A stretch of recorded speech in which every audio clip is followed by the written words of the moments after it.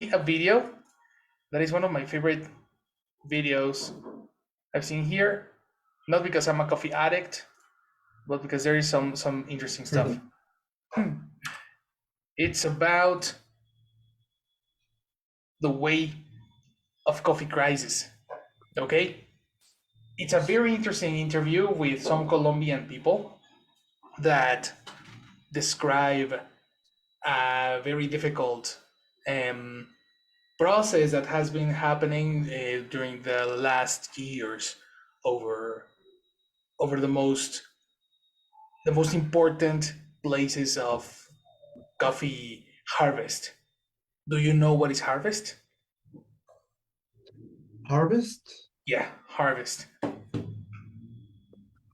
No, teacher. I don't. Okay, that's totally you, I right? think that I know, but I'm not sure. Is when you like when you plant something and then you collect for example the fruit or these things, Yes, no? you are totally right. Exactly. Uh-huh. The harvest is the period of time, right? And the things that you collect is called the crops. A crop is a plant that is grown in large quantities. So a crop of vegetables, a crop of pumpkins, a crop of coffee plants, a crop of what's the name of this? Grapes for the wine, no? And in a specific point of the year, they harvest these crops, right? These are like two basic words that we need to understand the following video, right? Harvest. Take your notes and let's watch it together. Let's go. This is one of the most popular plants in the world.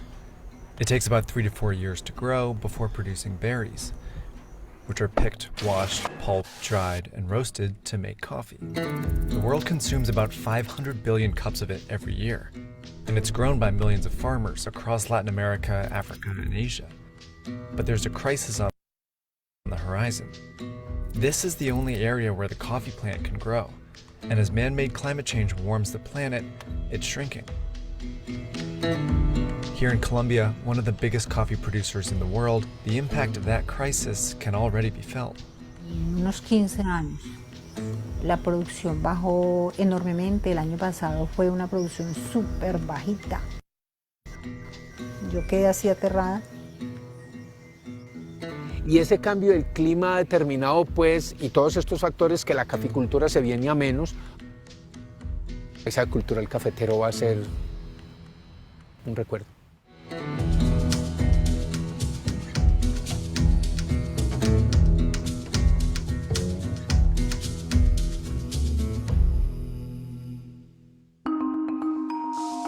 There are over 100 species of the coffee plant. The vast majority occur in the wild, while a few are cultivated on a farm. 2 of which are by far the most common. Robusta coffee has a bitter taste and is used to make espresso and most instant coffee. Arabica coffee is the good stuff. It has a smooth and mild taste and is used for high-quality coffee. Both species require specific conditions to grow, but Arabica is particularly sensitive. The plant needs temperatures between 18 and 21 degrees Celsius. Too hot and the berries won't grow correctly. Too cold and it can freeze. It also needs a specific amount of rain, preferably with a 3-month dry season to flower. And crucially, it needs warm days and cool nights, so it grows best at a certain elevation. Altogether, that means Arabica grows best between these latitudes. And if you were to create a perfect place for it, it would look a lot like Colombia. Specifically the zona Caftera, Colombia's coffee region.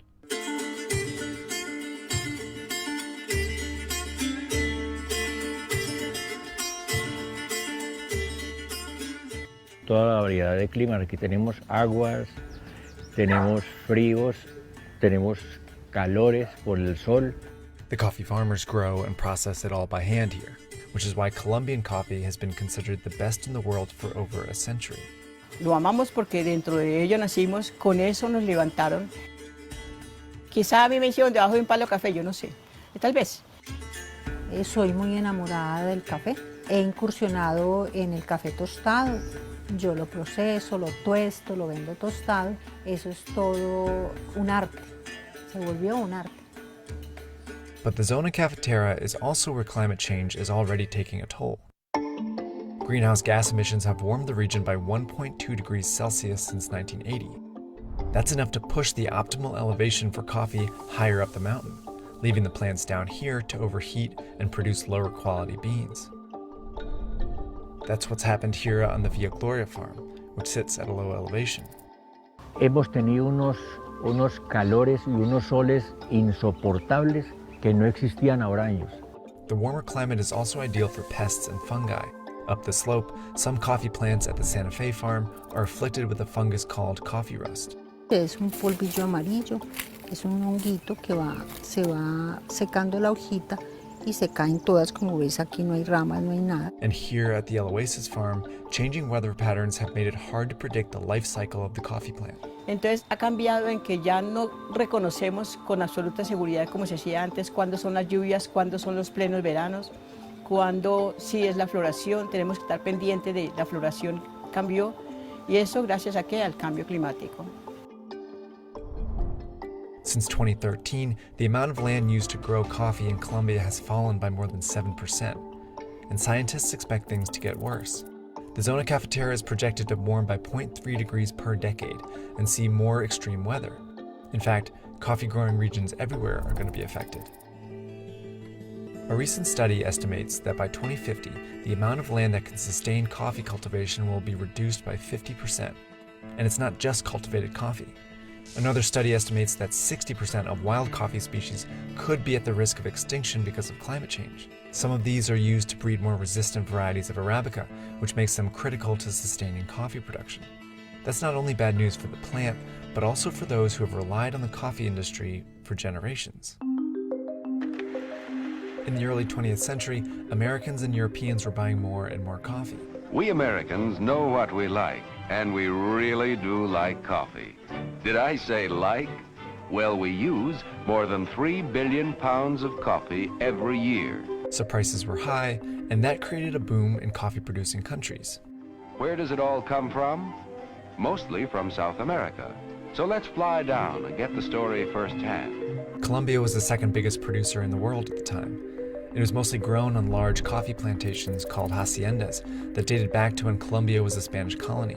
The work was done by peasants, indigenous people, and former slaves, many of whom were forced off their lands and subjected to brutal conditions. The plantations were profitable while prices were high, but in 1929 the US economy crashed.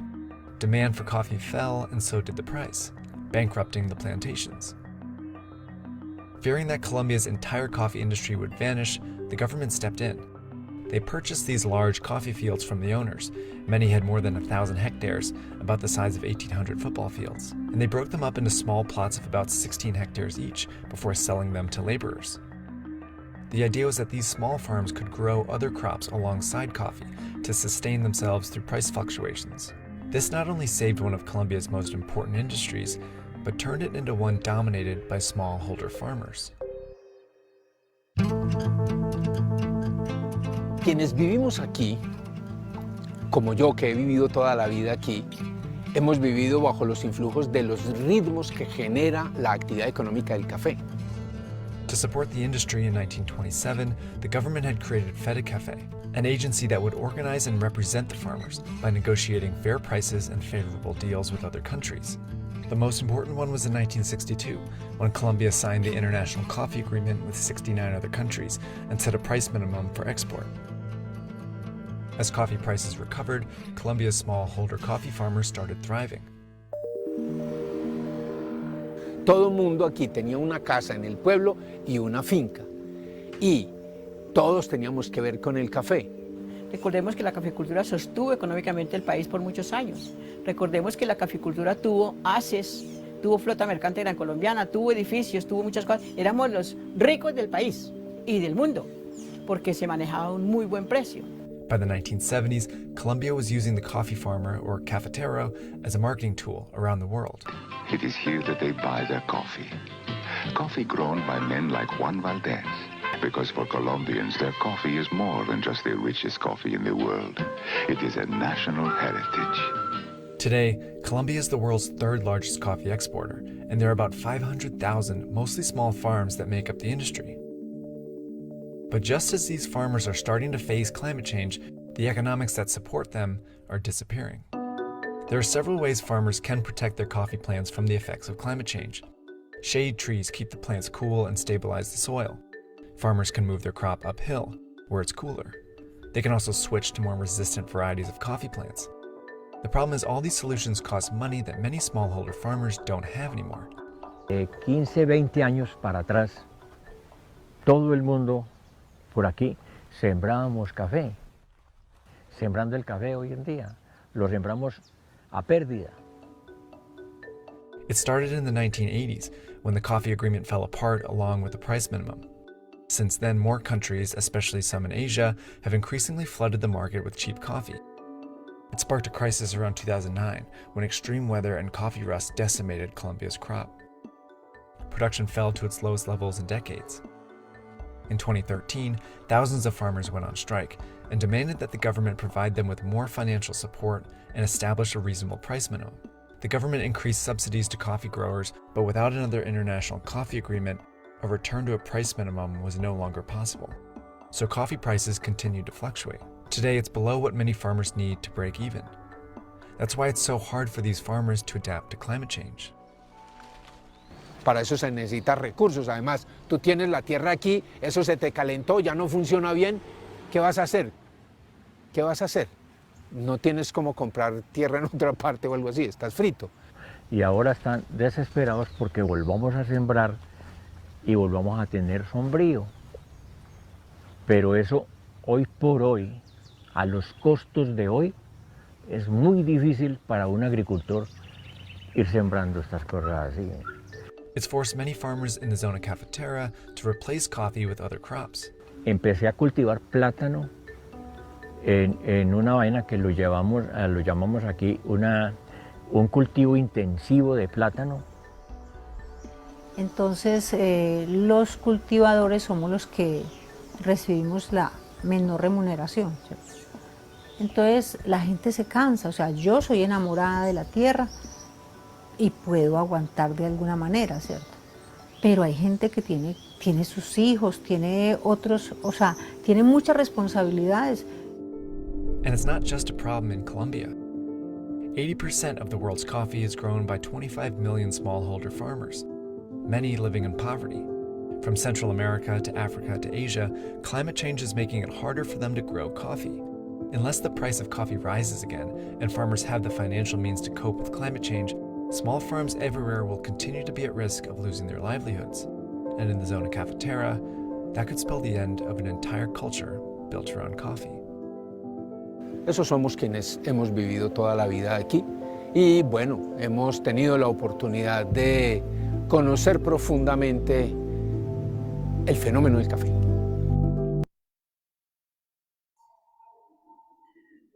Crisis, poverty, a lot of things happening. Okay, what did you understand? Let's begin with Rafa. Teacher, What did you understand at the beginning? just a question first. Okay. The last phrase of this guy, this sir, sorry, said profoundly. Profound. Prof Profoundly. It was the adverb, profoundly. Yes, of course. To profoundly understand. And why not deeply? Wow. Okay. Deeply would be, I would consider them synonyms, eh? Okay. Yeah, let's check. Deeply. Very, very much. Profoundly.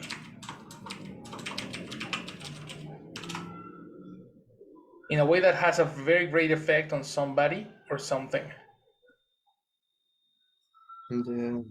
Kinda different, but not at the same time. It's like very, very much. He's deeply religious. His heart was deeply personal. But the example says here, and who had the opportunity to profoundly understand. Maybe profoundly has a positive sense. And not only positive, it's more like when something requires a lot of thought and a lot of analysis, that's when you use profoundly, Okay. exclusively for that one,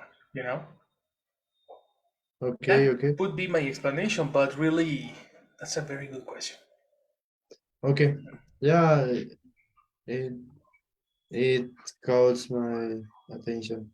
Nice. But well, this video it's about the the coffee crisis, but also the the coffee story focus in Colombia, Yes. and the climate change and the variability prices has ha, has has done a complicated situation for the farmers, for the for people who who do this kind of an activity to live. Yeah. And Who people who does, when you say people yeah, sorry, who do people who does. who does this kind of activity to live. Mhm. Well, yes, it's about it. It's about the how for example, the coffee needs uh, an specific weather, a specific Yes. temperature, Mhm. and in the past, it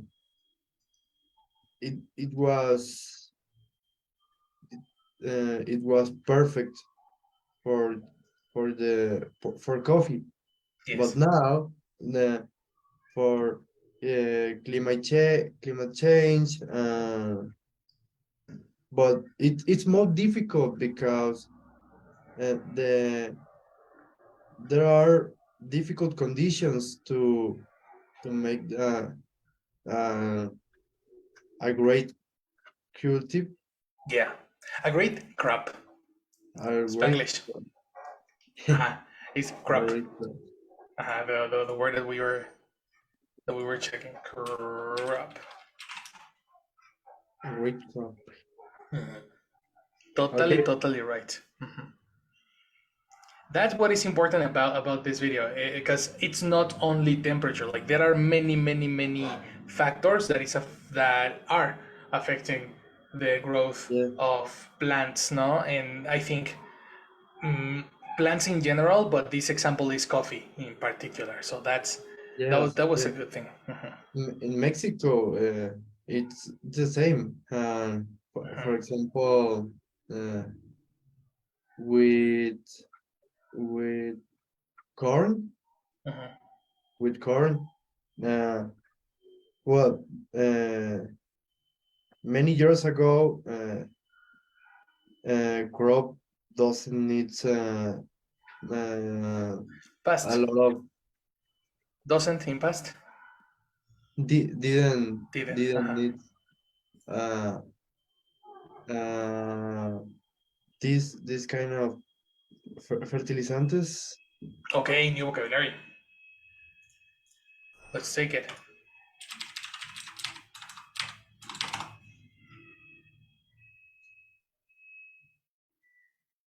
Yeah,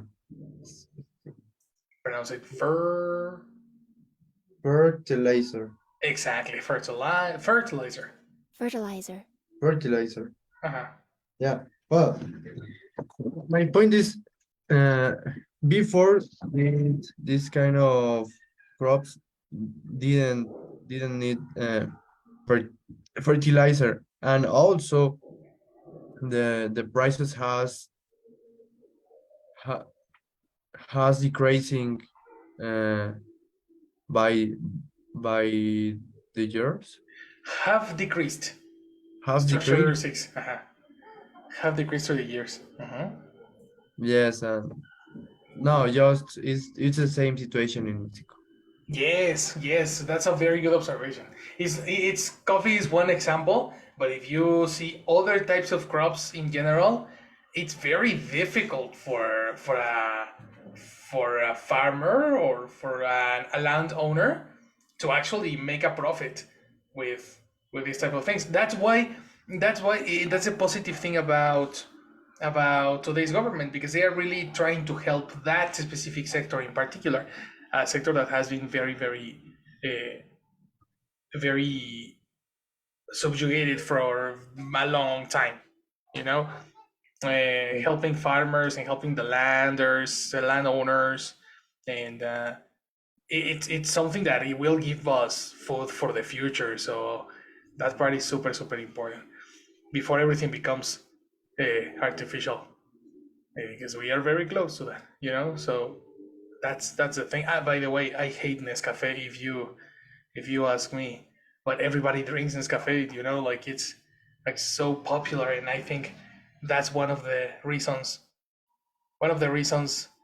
this coffee is so popular is because it's cheap. It's super cheap, and it's of course a version of the seed that is cheap too.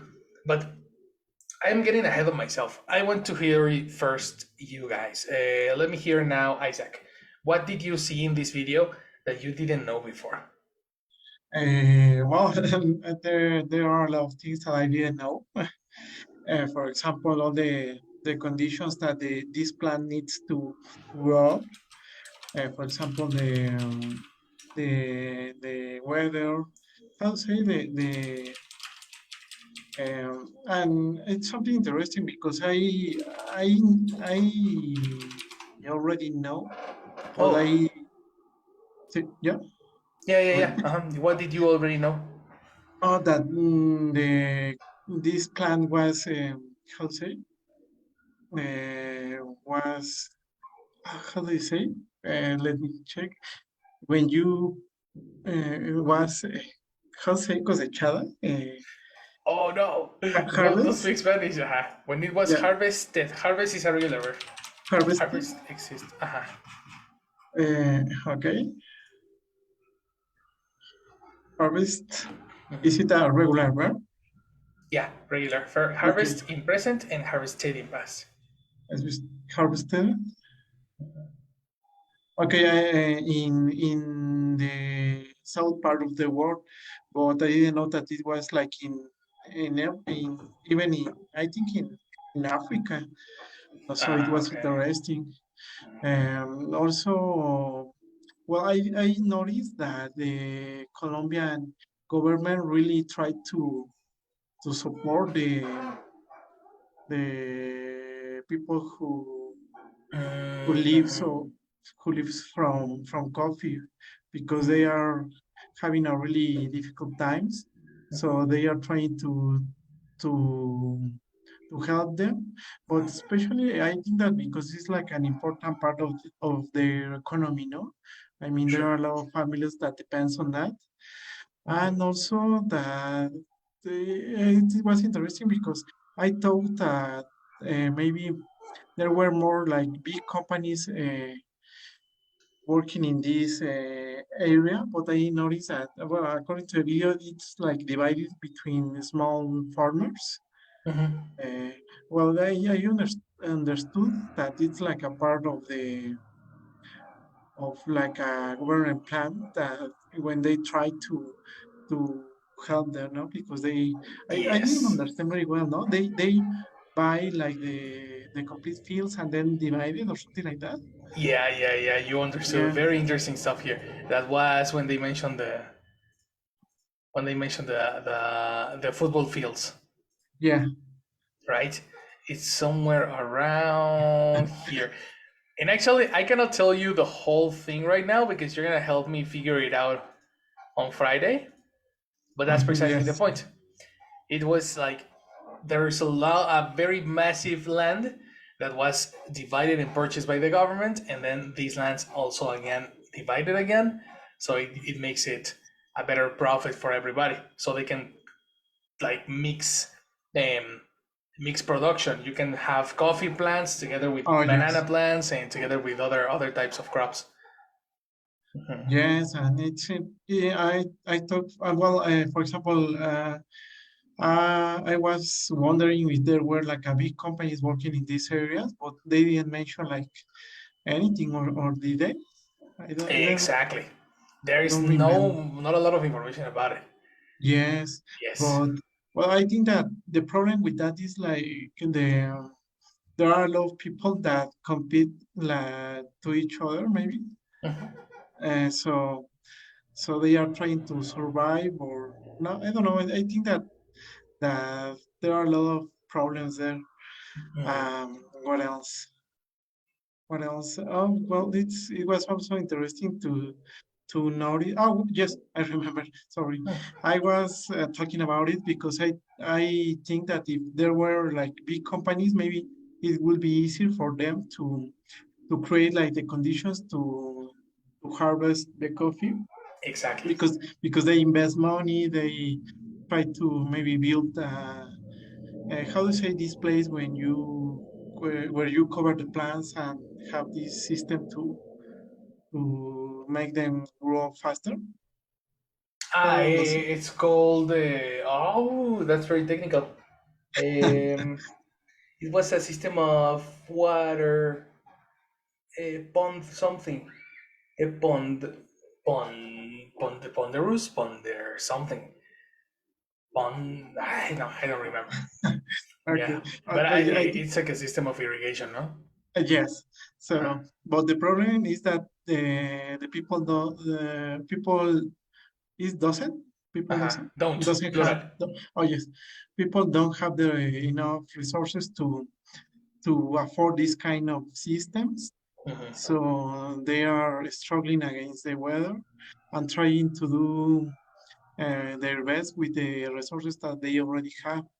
Yes. Even the government is trying to help. Is not. I think that is not enough, and especially because it doesn't depend only on the government. It depends on the weather, obviously, and also in the economy of the countries that are acquiring the coffee that they produce. Oh, So totally.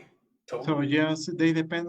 Well, I mean, there are a lot of factors that make it more and more difficult. So I think that they will survive obviously, but and maybe not as many farmers as they are right now. Interesting. So then, well, that's exactly the definition of crisis. When it's not only one thing that is affecting a certain economy sector, no? Because you can blame the weather, you can blame the government, you can blame the peso, or you can blame the economy, but really is an accumulation of all the problems affecting only one thing. That's why it's considered crisis. And it's crazy. There is a part in the video that says that if by 2050 the areas are going to be reduced at 50%. Oh And yes, we are not far from 2050, you know? yes. This is like 20 years from now. It's crazy. So you can see here how areas are today, no? And in Mexico, you can have a lot of like Chiapas and Oaxaca, Veracruz, no? Yes. And then you see the projection, and it's like totally gone, you know? Oh yes, it will be reduced drastically. Totally. It's like super worrying. Super Yeah. worrying. Well, yes, and as Rafa mentioned, I think that is not only the coffee. No, maybe we should be worried about it, but not only focus on coffee. No, it's happening with Exactly. It's other happening to things. everything. Yeah. Exactly. Corn. It will happen to like vegetables in general. There is a very interesting topic called with a company called Cancino, I think. or Canseco, I need to check the name, Mm-hmm. which are actually making transgenics.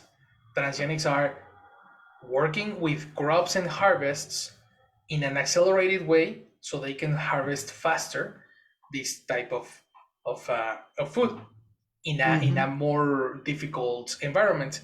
For example, if you have these coffee plantations that are super very natural, but it requires a certain elevation and a certain temperature, then with transgenics you can modify the genetics of food or the seed so they can grow in a more difficult environment. So Yes. they say that actually artificial food is going to become more and more common, but slowly. Like they are not going to tell you these tomatoes are transgenics and these tomatoes are not. Because even organic food are transgenic sometimes and we don't notice. Yes. Yes, obviously, and I think that is also with the animals, no? Because they are trying to gain more money. So they are trying so companies try to make animals grow up faster. Yeah. So they need to feed less time, and they are ready to be to be sold faster. Yes, exactly. As fast as you can, as better as you can make profit, they are going to put amounts of like millionaires amounts of money into these projects. Yes, And and I don't know. I think that that's the way that that well, that scientifics found to maybe to try to equilibrate this well, how can I say this? I'll say like boundaries. boundaries, like you're talking about limits.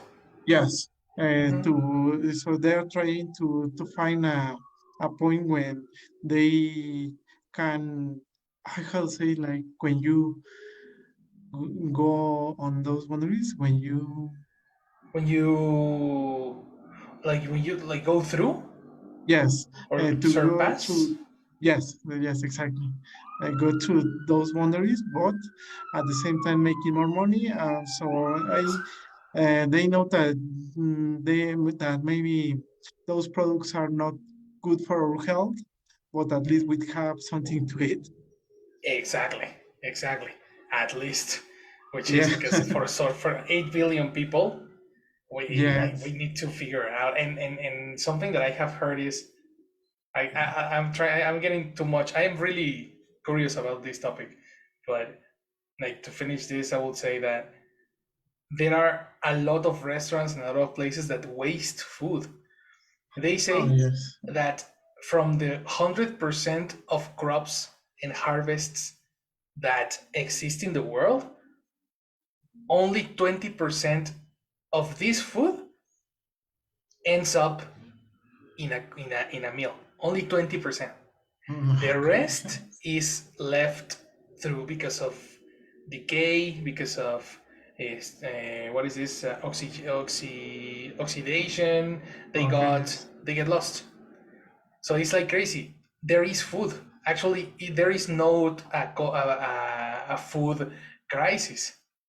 It's only Yes. that is logistically impossible to deliver a crop, a tomato from the Philippines and bring it to Mexico. That trajectory is completely bad for the crop. No. Yes. I need well, and also the problem is the distribution, no, of these all resources, Uh, because I think that the most of them goes to well, the most of them go to the most well to the richest countries. mhm. So I think that that's why only, as you mentioned, the 20% ends like in your In plate. your plate, exactly. Yeah, And the rest is lost because of thousands of reasons. There's a yeah, lot of reasons why they don't reach uh, a thing. So that's the interesting part. yeah. Okay, now in the chat, Silvana is asking like what kind of coffee do I drink and does it make you awake? I wanna ask her. Well, answer her with another question. What are you? What is interesting for you in this case? Say, like, is coffee interesting in a way that, like, what coffee is more common in Mexico, or which one? What do you talk about? Because, for example, I have a cup of coffee right now, no? This particular cup of coffee is one of the most common types that exist in the coffee in coffee shops, which is somewhere around here. Here. So they tell you two types of seed, right? The names are Robusta and Arabica. The difference here is molecular. There is not a big difference between one and another. But in taste, there is a little bit of difference. Arabica coffee has milder taste, which is a little bit less aggressive to the palate, and the one that is like cheaper, you know, that's Arabica. And Robusta coffee is a type of coffee that they serve in coffee shops. You know, both of them, there's no difference in caffeine. Like, it's the same. Both get you awake, both get you alert. It depends on the methodology that you extract the caffeine, but really it's technically the same. The difference here is the taste and the quality of the seed. And if you go to the shopping, to the coffee shops and etc., you can check on the back of the packages of coffee that says this is a Robusta coffee seed, this is an Arabica coffee seed, or this is a mixed, a combination of Robusta and Arabica in one package. That takes another flavor, and it's a world. It's a whole world, you know. So in Friday's activity, you are going to tell me something similar. You're going to tell me what is the difference between these two, and what they do. In the video, they explain that in particular, right? Also, this plant is Arabica coffee. It's the example that you see in about the temperature, the altitude, etc. All of this is about Arabica coffee. So that's like, if you tell me the kind of coffee that I use, is because it's the one that is more common. Do you love coffee? I love it. As you Yes, can see, yes, as you can see, I am a nerd of coffee, and also because I worked as a barista for a couple of years at Cielito. I had a certification. Oh, really?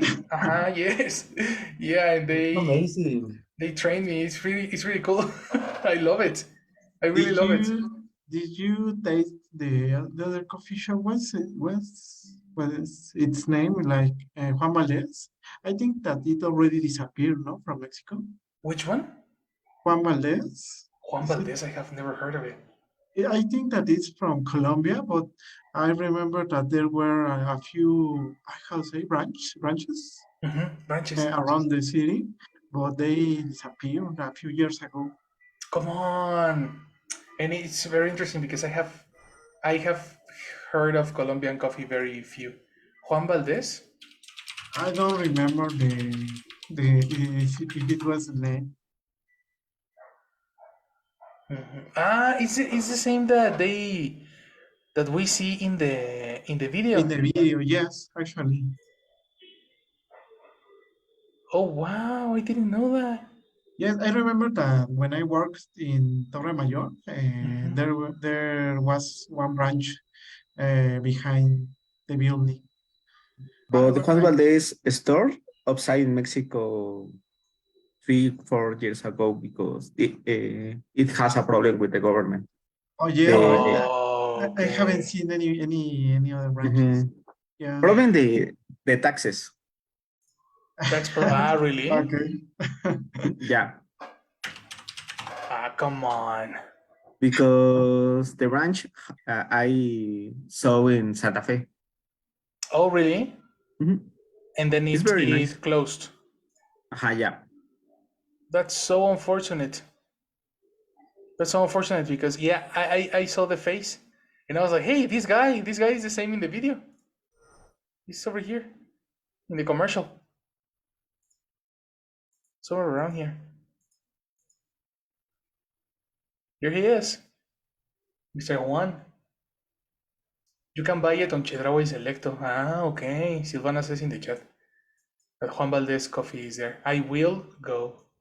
I will take some taste. But that's the thing. And probably they have like if you see the back of the package, you can see what type of seed you are drinking. And if it's Robusta is the strongest. That's a really strong taste with a lot of body. It's really nice. Really nice. But okay, so that's the video. Okay, if you want to take the screenshot of the vocabulary, here we go. Okay, that's the vocabulary we're gonna use for Friday's activity, and it's your turn to study this vocab. Right, and if you need recommendations of coffee, just let me know because there are very good stuff out there, you know. Thank you. Yes, whenever you want, Bryce. Here you have. Actually, I saw Dunkin' Donuts again. That it came back to business, and wow, the coffee is so bad now.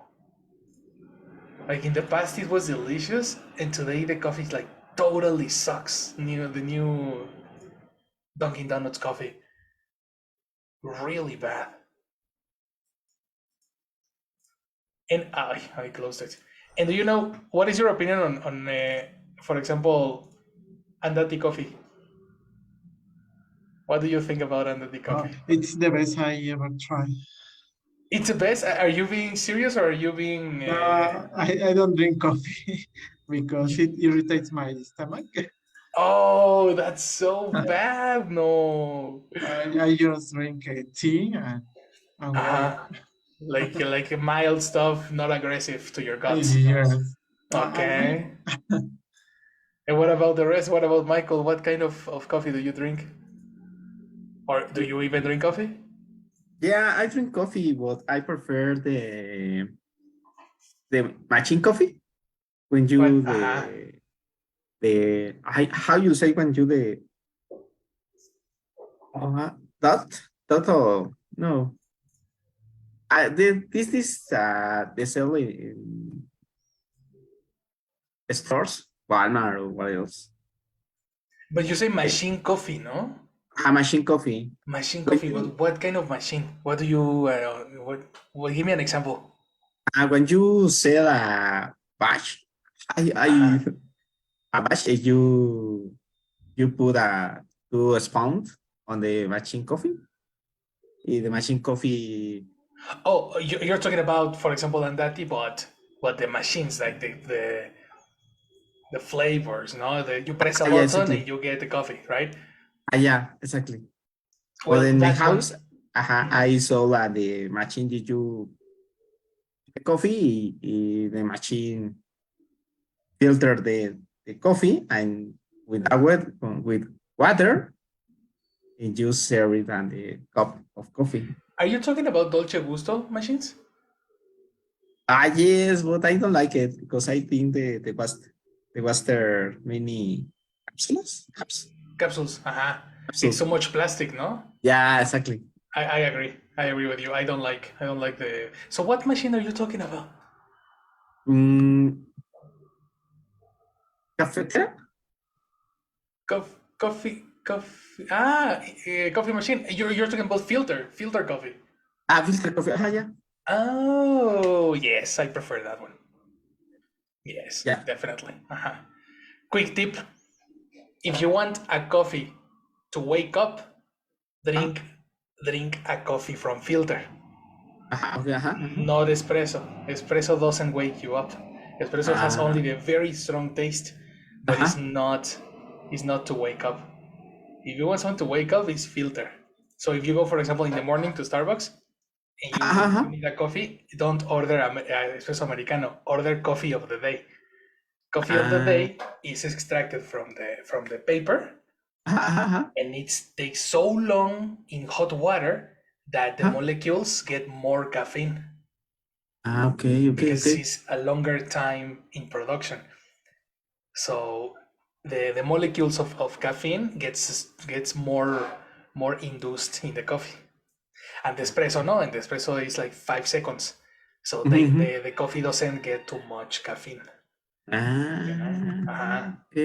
I learned that, and I was so in the contrary, because we think that the strong taste is to wake up, and it's not equivalent.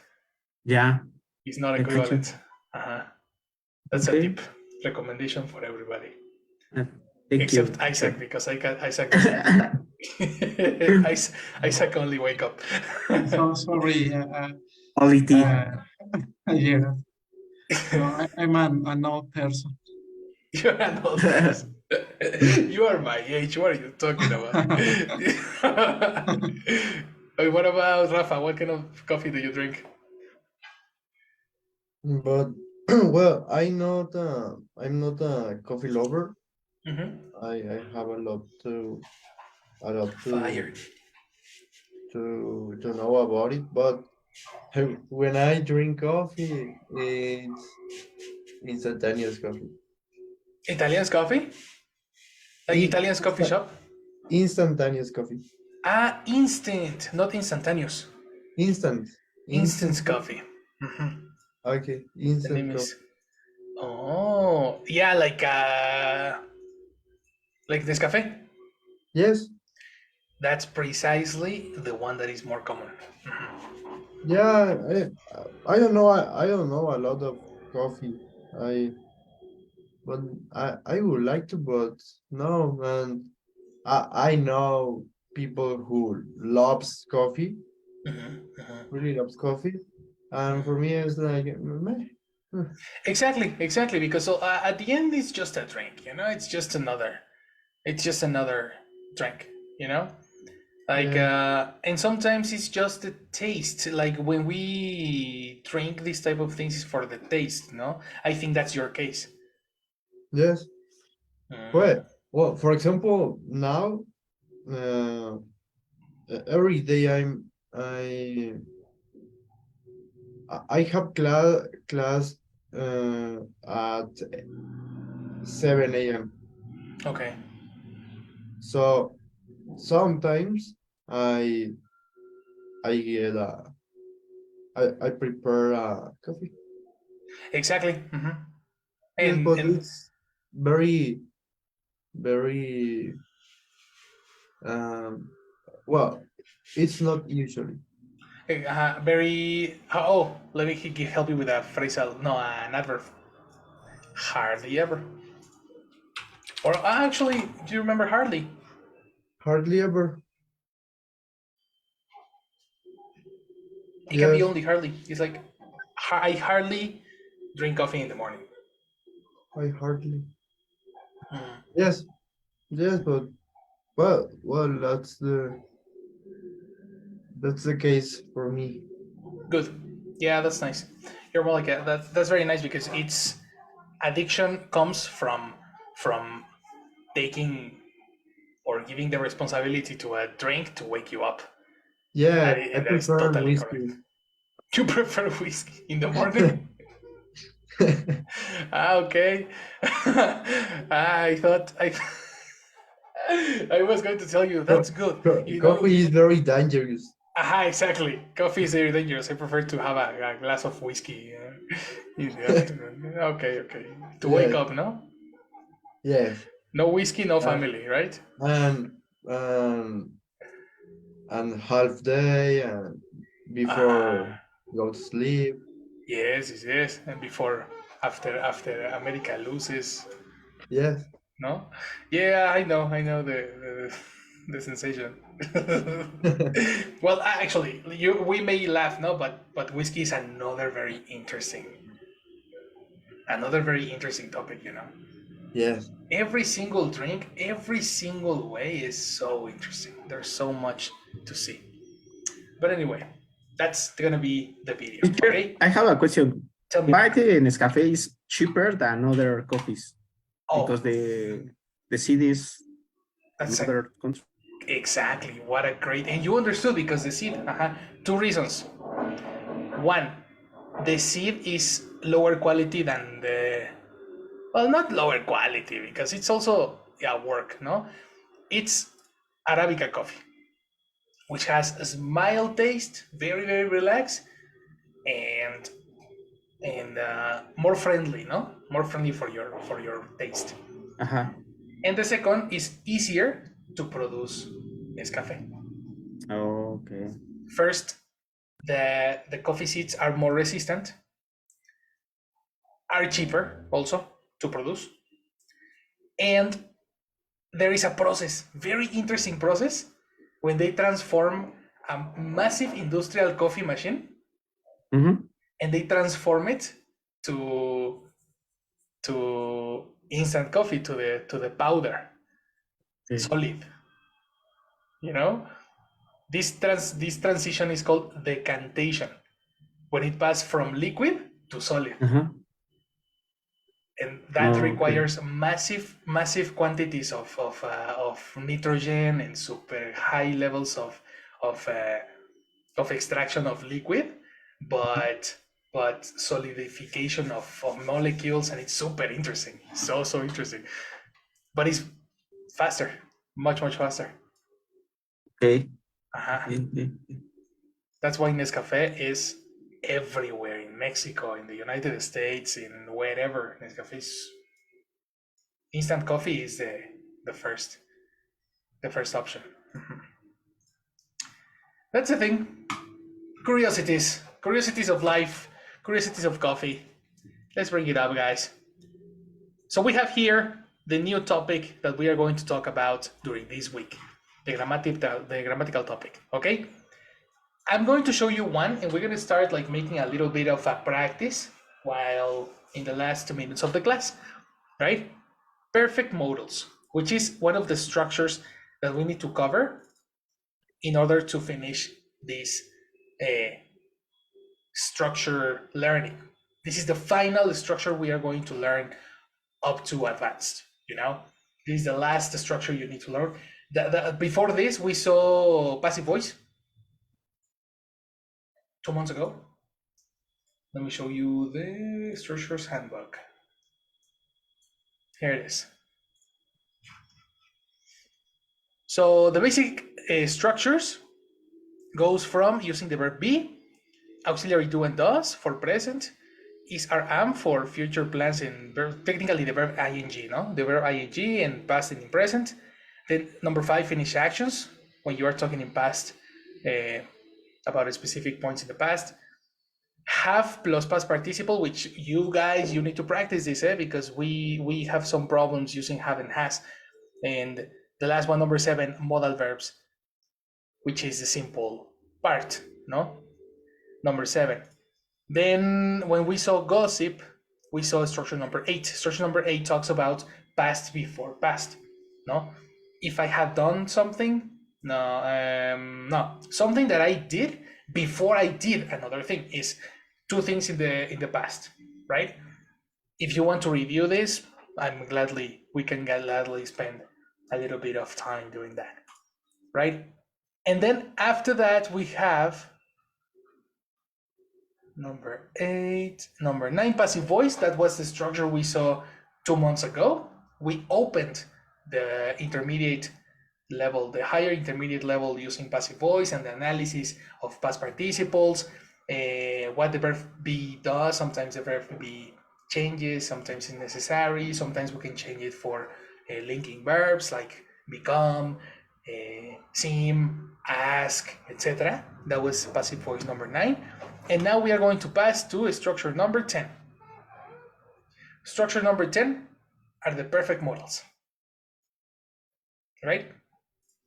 And there is a very interesting thing happening here.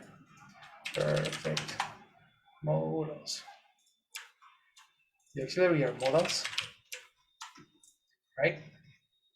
And the structure is really interesting because we're going to use the combination of a modal plus an auxiliary have, right? Actually, this structure is incorrect. It's modal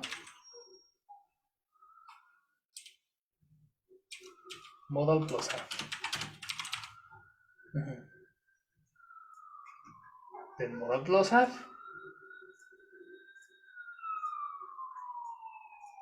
and modal not plus have. And this is where things get interesting. This structure, you need to mentalize the most important part of modal verbs. The golden rule for modal verbs. When you are talking about number 7, there is a golden rule here. Remember the golden rule of modals. Please read it. Help me, Michael, read it.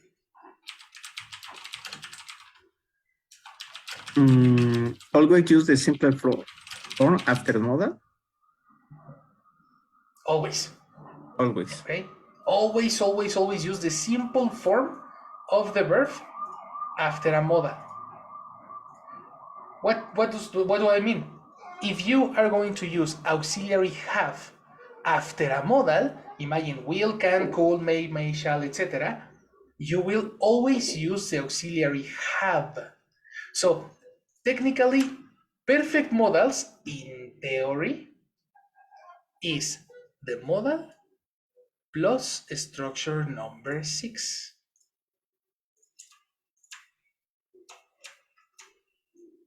Have and has plus past participle. Is perfect, is a modal plus structure 6. But super important, you can never use has. Never. Why is that?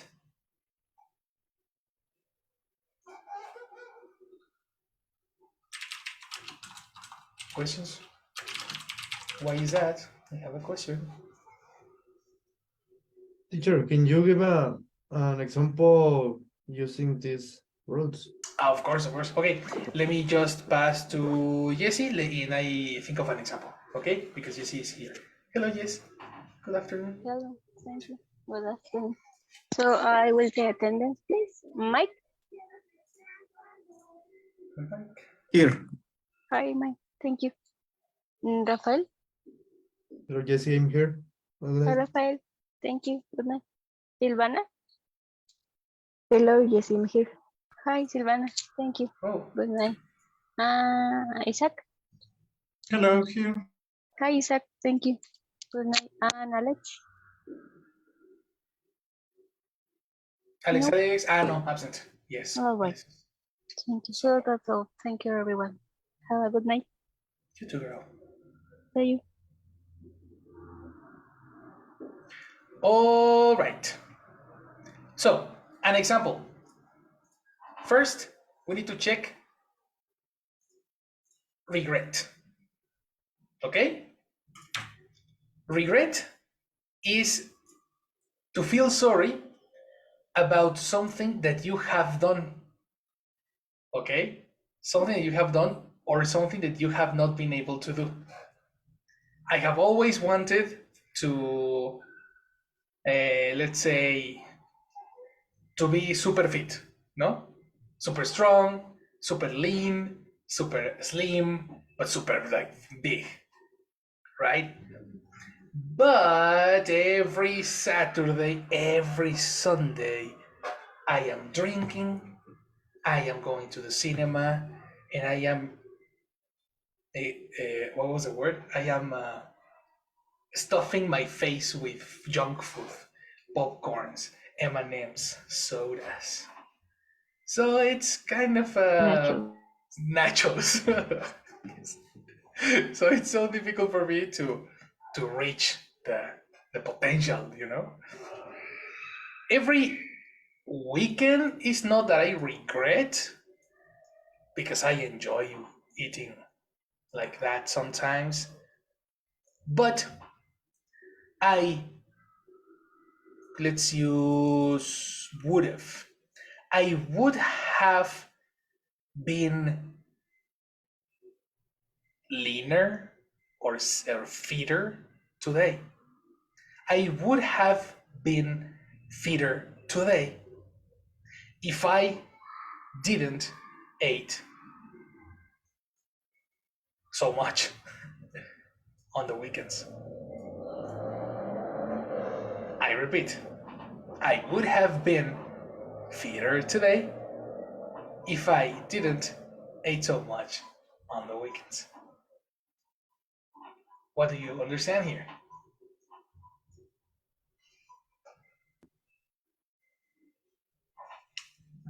What was the question? What do you understand?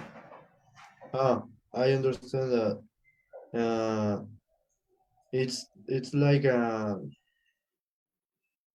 no if you you are rated about about it because if you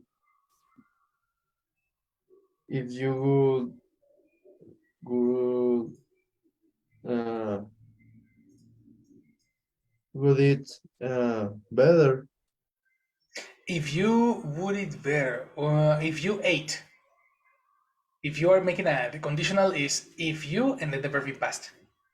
if you ate better, maybe today you would have in shape. Would have, you need a verb in past participle, incomplete. You Ah, would yeah. have been.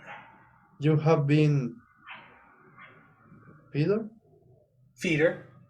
In shape, you said. Exactly. That particular group of words is difficult to produce, no? It's would plus have plus been.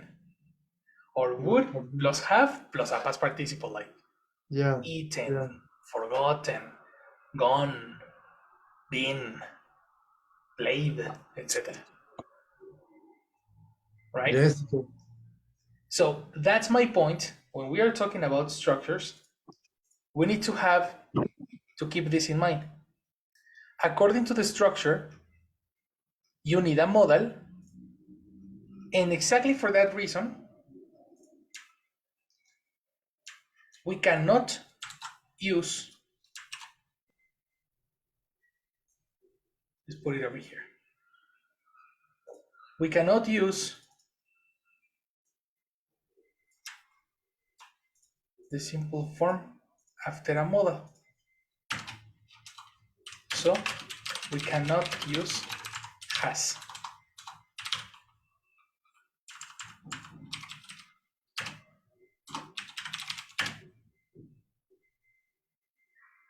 We are talking about modals. Even if you're making he, she, it, we will need the auxiliary have normal, because before the word have, you have a modal. This is the structure, technically. Do you understand?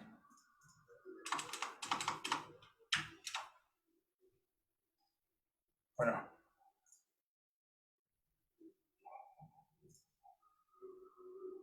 No, I think so. You think so? So let's practice. What does a friend of yours, someone in your family, regret? Maybe. Would you like to participate? Michael? Why do you call Michael? You give me an example, Rafa. Me? Yes, you. Okay. Maybe my cousin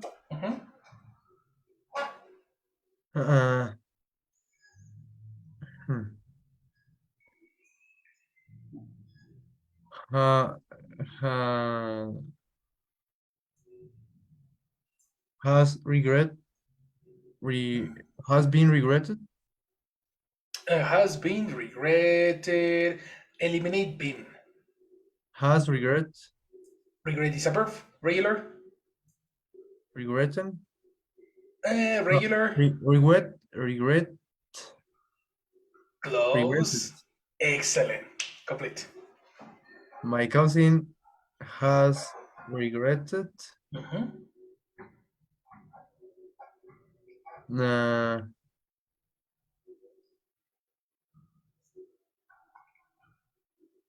Because he didn't save money.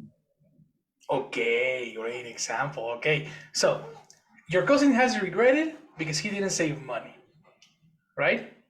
What would have happened? Imaginary situation. Well, What would have happened if he had saved money? If my cousin, if my cousin saved money, now he would have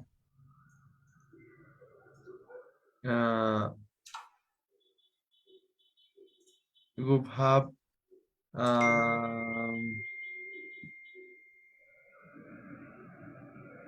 would have he would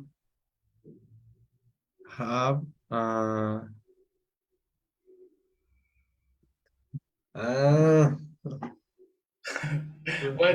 What would he have done if he have saved money? maybe he would have how can I say?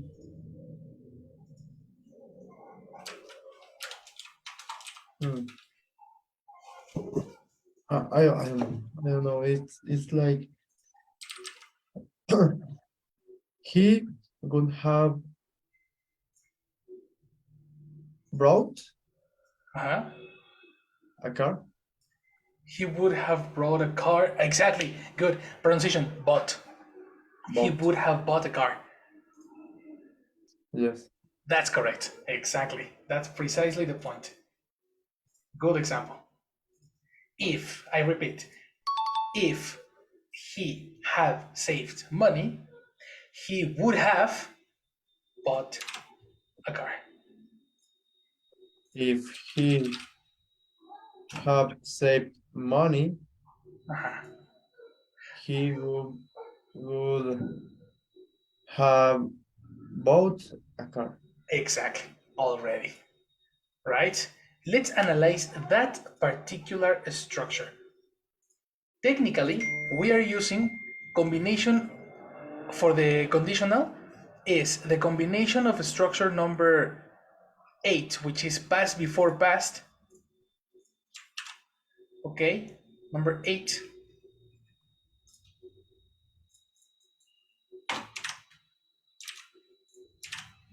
Together with connector if.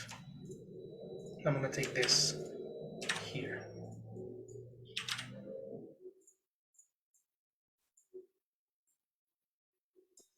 If my brother had saved money, which is the regret. Yes. Then we need part 2. If my brother has saved money. Who said that? Who said that? Part 2 is this. No. Okay, can you repeat the first part? Of course. If my brother had, not have, because we're talking about a past before past. Yes. If my brother had saved money, comma, and then we enter with the structure number 10. He would have bought a car already. Already. Okay. That's part 2. Okay.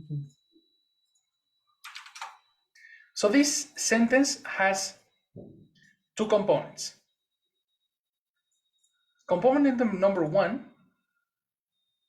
is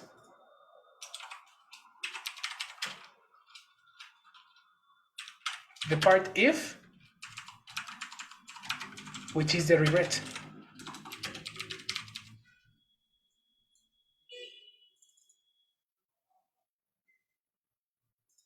Right?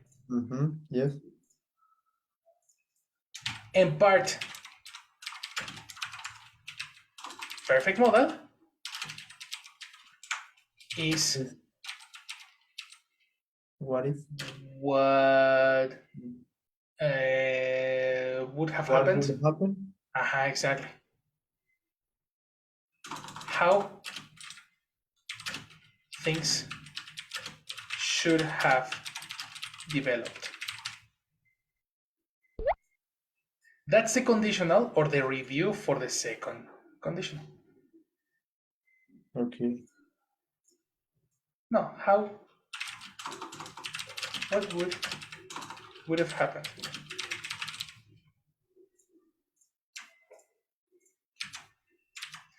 Technically, this is the structure for regrets in English.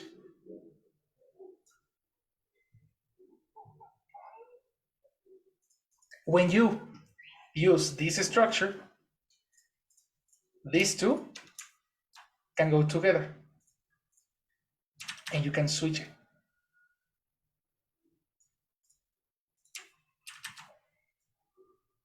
That's why I didn't say part 1 and part 2.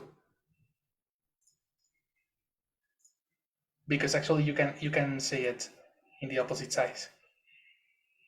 It's Same example.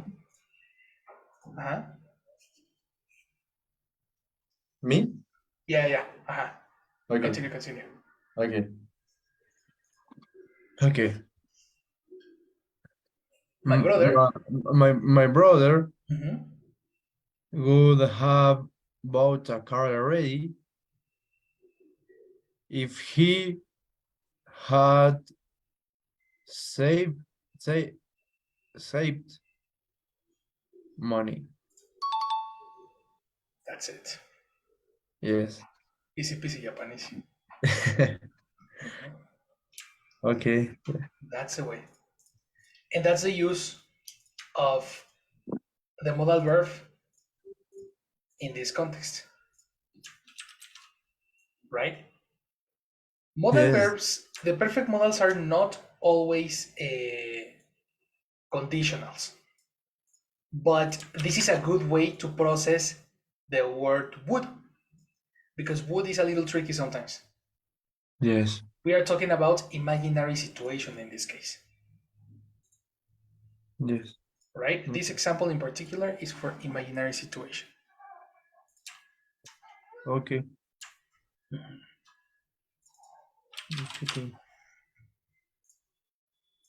This is technically third conditional review.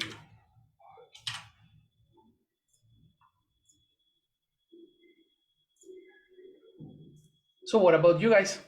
Tell me an example. Oof, oh, it's already late. Give me an example really quick. Silvana.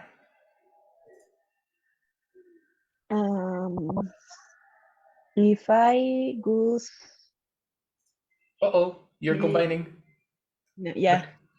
Part if doesn't have modal. If I have taken the bus earlier, I would have arrived early to the class. Yeah, wow.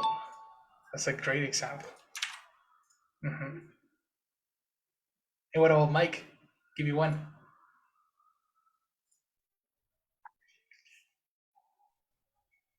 I can cancel my Netflix subscription. I can invite my girlfriend next Sunday. Okay, I understand your example, but you're using simple words. Can is not the modal that you need. Is would have been able. I could. Okay. I Would. could invited. I could Okay. invited. Incomplete. Sorry. I could have invited my girlfriend. Excellent. To watch Netflix. Exactly. You would have invited your girlfriend to watch Netflix if I had canceled my Netflix subscription. Had or hadn't? Hadn't. That's no. right. Yeah. Yes. I could have invited my girlfriend to watch Netflix. No, complete. If I hadn't, I couldn't have invited to watch. I wouldn't have my girlfriend. No, I could have invited my girlfriend. Okay. My girlfriend to watch Netflix.